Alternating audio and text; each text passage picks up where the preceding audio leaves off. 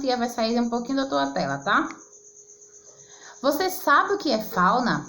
Fauna é um conjunto das espécies de animais. Cada animal é adaptado a um tipo de vegetação, clima e relevo de uma região onde vive. Nós já estudamos o que é vegetação, né, que fala de plantas, clima, relevo. Então, cada região do Brasil e do mundo existem animais específicos para aquele lugar. E como se chama esse grupo de animais? Fauna. O Brasil possui uma fauna muito diversificada, ou seja, de diferentes animais. Somos o país da América do Sul com maior diversidade de aves. Alguns dos animais da fauna brasileira não existem em outra parte do mundo, mas todas essas diversidade não significa abundância, ou seja, mesmo que tenha vários tipos, não significa que tem muitas quantidades de espécies, principalmente porque o desmatamento da floresta, a poluição das águas e o comércio ilegal de animais e a caça predatória são fatores que vêm exterminando muitos animais e diminuindo a riqueza da nossa fauna. Mas o problema mais grave da fauna do Brasil é nas novas espécies que estão sendo extintas. O mico-leão, caiçara, o bicudo do brejo, a ararinha azul são exemplos de animais que, em breve, poderão deixar de existir. Vale lembrar que todas as espécies têm a sua grande importância para os ecossistemas naturais, e basta a extinção de uma delas para que um grave desequilíbrio ocorra no meio ambiente.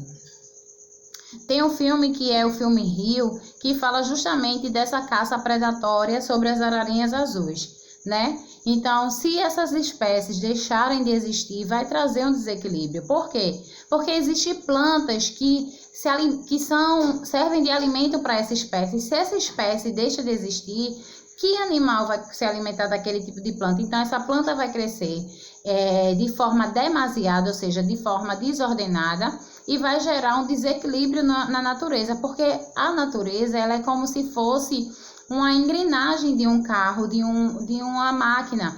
Uma depende da outra para funcionar. E aí eu queria mostrar alguns, né, desses animais, que a gente sabe que existem muitos outros, tá? Dia 22 de setembro é o Dia Nacional da Defesa da Fauna. E no livro de vocês também tem a Declaração Universal dos Direitos do Animal. Essa declaração foi feita pela Unesco, né? Que foi aprovada em 1978. Essa declaração serve para garantir os direitos desses animais, para que se preserve também a espécie. Quais são os problemas da fauna?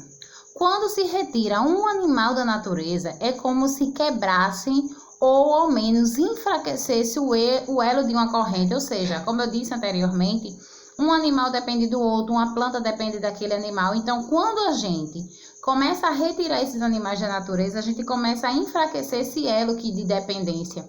E aí o que acontece? Não somente o animal capturado fará falta no ambiente, mas também os descendentes dele que deixará de existir. O impacto não se restringe apenas à extinção da espécie capturada, pois as espécies estão sendo interligadas por uma teia alimentar, onde os animais comem e são comidos por outros animais, além de também se alimentar de plantas e realizarem a polinização das mesmas e a dispensarem suas sementes. Então, esse movimento é muito importante e, como cidadão, o que nós podemos fazer? Devemos preservar, não devemos comprar animais em feiras livres, né?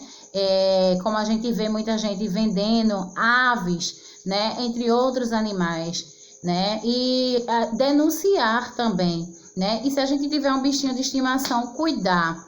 Mas existem animais de grande porte, como um leão, como araras e outros animais de grande e pequeno porte, né, que estão sofrendo por conta da ação humana. E no dia 4 de outubro é o dia mundial dos animais, né?